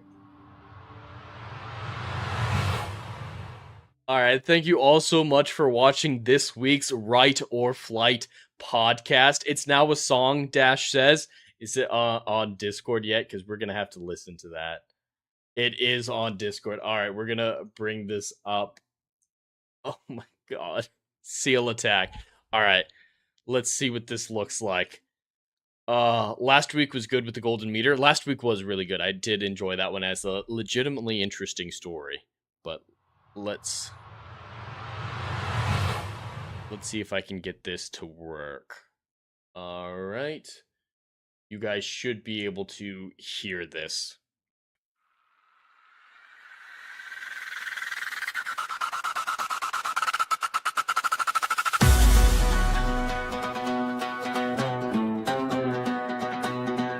It's even a Russian capsule there, yeah.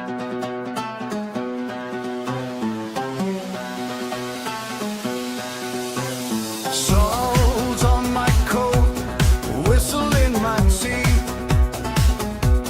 You Is the line salt on my coat and whistle in my teeth? were born for tricks and fish, not 8 legs underneath. Tag on your fin, barcode, blue ink. Thought it was a harmless launch, just a puzzle in the drink. Then I saw you climb the rock, like the cliff was spun from thread. God, these are great. Oh my god. At first splitting I don't need to stop for copyright, so I guess I don't need to do that. Why are my seals turning into spider monsters? Why are my seals turning into spider monsters? Where they used to slide. I look up and the That beat. sky keeps circling answers. Orbit of the broken time. Footage from the station, a ring of shining scars. right, that's just a tease for everyone. If you want to listen to the rest of it, check out the Endless Frontiers Discord. There should be a link to it in the description down below. And there's a whole channel on there for music. And Dash has put in a lot of this music for Chat Choose Your Own Adventure and some of my gaming streams. So if you're interested in that, there's a lot to check out there from Dash and his incredible AI tool. My God. My God. But for this week coming up, I'll probably try to stream some Resident Evil tonight to finish it off in the next few hours. I might have some plans with people. That's why Jump Space isn't happening tonight. But if Resident Evil doesn't happen and I get a chance, SWOTOR might happen. We might be coming back with another SWOTOR stream because streaming SWOTOR the other week is my highest viewed gaming stream ever. So I guess I got to keep going with that, and it seemed like you guys enjoy that. So I will be trying to play SWOTOR a little bit more often, but I got to finish Resident Evil. I got to play a little bit more of Star Wars Genesis, I think. I need to get more into that, see if the Yuzon Bong actually show up. But I feel like we're nearing the end of that story, so we'll try that. Of course, I've been paid to play Spider-Man 2 at some point, so I'm going to have to dive into that in the near future. But for just this week, Resident Evil, finishing it up either today or tomorrow, playing some SWOTOR, playing some Star Wars Genesis, and then this Thursday, my review of Starfleet Academy will be up as soon as I get around to it in the afternoon. And of course, Where No Man Wants to Go reviews, where Adam the Renaissance Nerd, Duke Devil 95, Jeremy Wormy, and myself will discuss the latest episode of Starfleet Academy. That'll be this Saturday at 6 p.m. And then, of course, right back here next Monday at 2 p.m. for another Right or Flight podcast. Thank you all so much for hanging out with me, whether or not you're watching on the YouTube side or the Kick side. It's greatly appreciated. Special thanks to Sam, Dr. Rachel, Judas, Dash, Legatus Legionist, and everybody else who was chatting. A special thanks to Judas for the generous donation. I appreciate you all being here. But that's all that I have for today. If you enjoyed this stream, please consider liking, sharing, and subscribing. The more support this channel gets, the closer we are to publishing the Endless Frontier novels. Until then, have a stellar day and stay curious.